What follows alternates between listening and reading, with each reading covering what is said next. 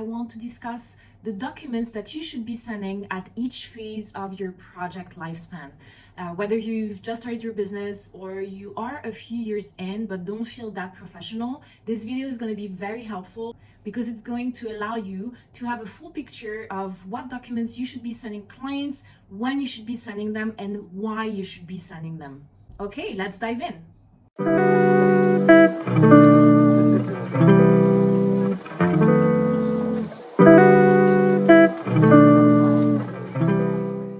So this video is going to be a great resource, whether you're getting started or whether you've been a few years in.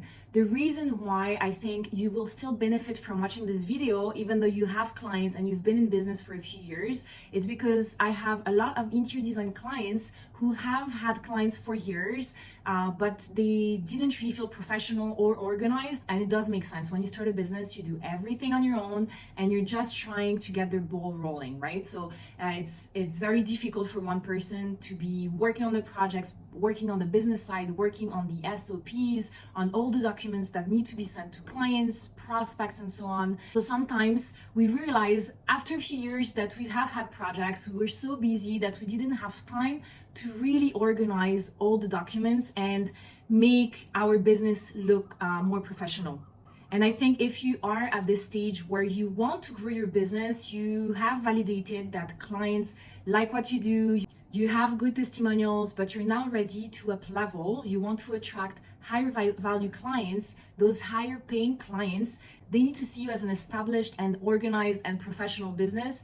And one of the things that may help you do that is by elevating your client experience. And one of the elements is to ensure that prospects and clients get the documents that they need when they need them. And if you are in the category of designers who are just starting their businesses, we have available in our shop 2 bundles. They include 8 client templates plus 3 bonuses. It's basically all the client templates that you will need to be sending in your business. They have the design and the copy included. So it means that if you're not sure how you should be writing in those documents, what information you should be including, then the copy is there for you. You only need to change specific information relating to your business and your process if you have one. And you can easily edit those templates in Canva. So you can add your logo, your colors, and your fonts. They're very easy to edit, and I will link it down below. So let's get back to the topic.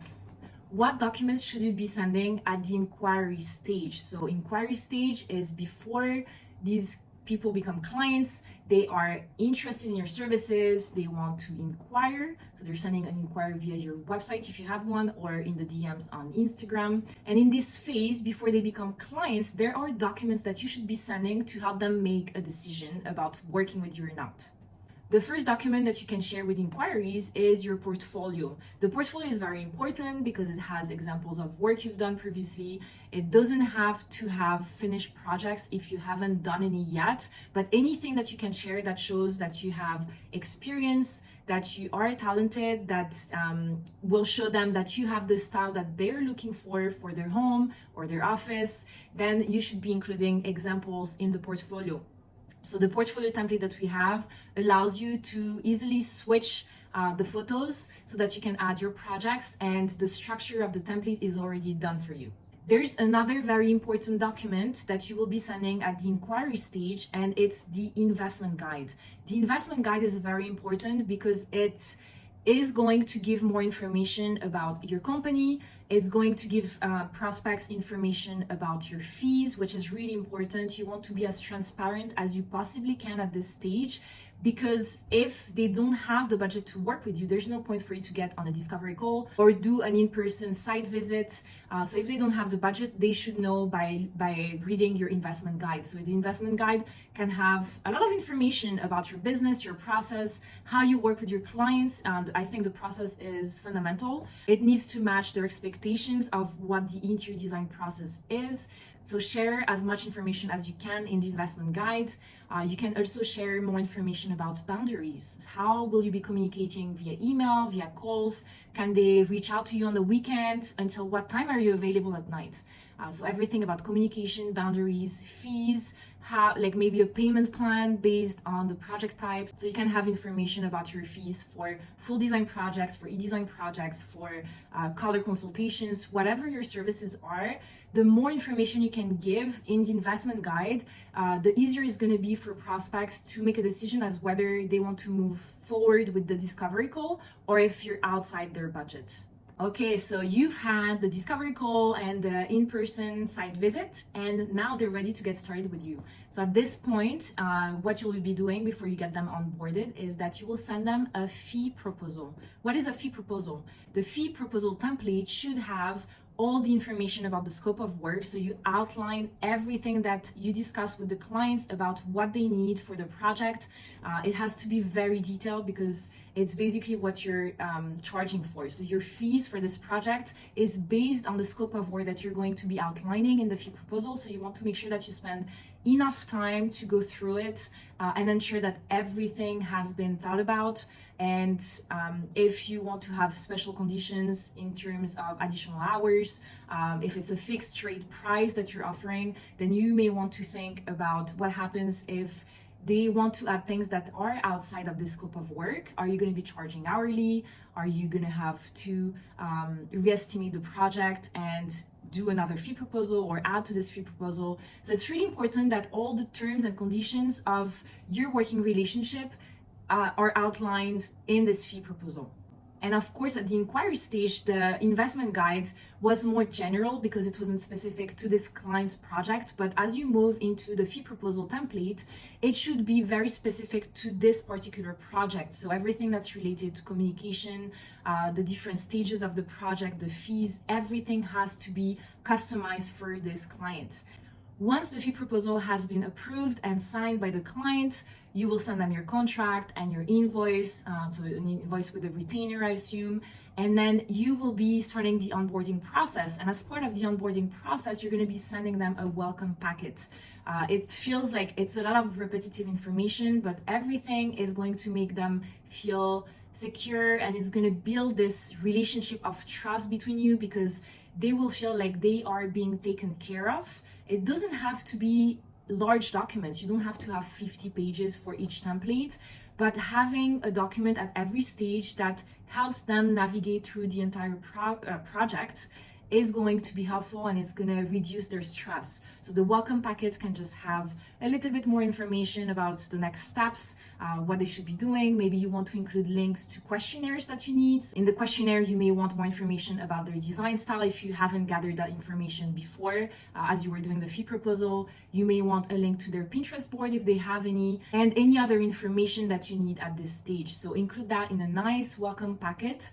It doesn't have to be big, it can just be 3-4 pages, but everything that you need at this stage to start with their project should be included there, so they don't receive 5 different emails asking them to fill out this one questionnaire, this second questionnaire, this form.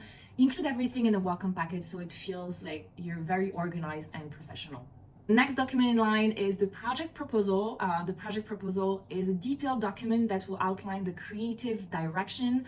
Any details such as mood boards and floor plans should be included in there.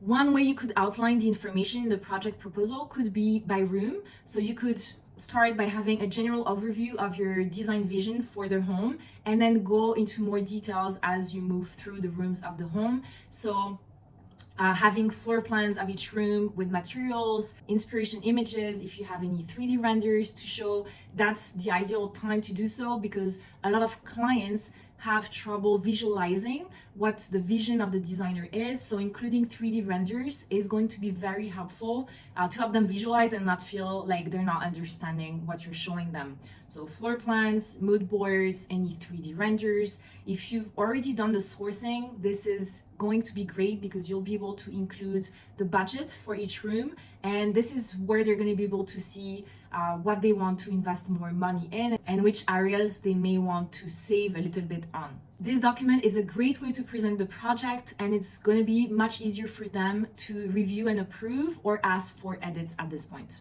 The other documents that most designers will be sending at this stage is an FF&E schedule. Furniture, fixtures, and equipment schedule is a detailed document that outlines everything that you've sourced. If you're working on a large project like a large home, I definitely recommend having both the project proposal and the FF&E schedule, because it's going to get very complicated to add all your sourcing into the project proposal, and it's not going to make it look very professional and organized. So if it's a large project, I recommend that you have the main information in the project proposal and that it refers back to the FF&E. And if it's a small project and you don't want to have an FF&E schedule because you want to have less documents, then you can include the few pieces that you've sourced directly into the project proposal. Next, we're moving on to the offboarding stage. You should never end a project without an official document, because it's not just to look professional, but it's also going to help you legally to sign off the project and hand it over back to the client. So the document that you want to send at this stage is the handover pack. And I want you to think of it both as a celebration of what you've accomplished with the client. So it's going to be nice for both of you to review this pack and have more information about the project journey, the milestones, and anything cool that you want to include in it. But you also need to use this document as a way to send all the project files by adding links to the specific stages. By signing off the handover pack, the client understands that they have received everything and they're happy with the project that you completed for them. Without this, they can always come back 6 months later and say that this was not included or you haven't finished to do that. And then it's going to be a never-ending project for you. So you want to ensure that the project ends with this handover pack. And at the end of this handover pack, I would include anything that you think will be beneficial to the client. So you could include a gift card to thank them. You can include additional services that you think they could be interested in after finishing the project with you. And it's also a great opportunity to ask for a testimonial. So it could be that you include a link to a Facebook page or a Google review so that they can add a testimonial and help you get your next client. Let's just recap what we just discussed. At the inquiry stage, you want to send a portfolio and an investment guide. Then as you're onboarding them, or just before you onboard them, you want to send them a fee proposal. And when you onboard them, you want to send them a welcome packet. Then during the project, we're going to be sending them a project proposal and an FF&E template. And then at offboarding, we want to send them a handover package. Our bundles include 8 client templates plus 3 bonuses, including email templates that you can send to your clients at every stage of the project. Each bundle only costs $47 and you get access to the 8 templates plus 3 bonuses. And you can easily edit them in Canva with your logo, your fonts, your colors, and any information that you want to change regarding your process. The copy, as I said, is already done. So for designers who are starting out and don't really have a process yet, you can just use our own process that was based on the hundreds of designers we've been working with over the past few years. And I would love to know what you think of them if you buy them. I'll see you in the next video.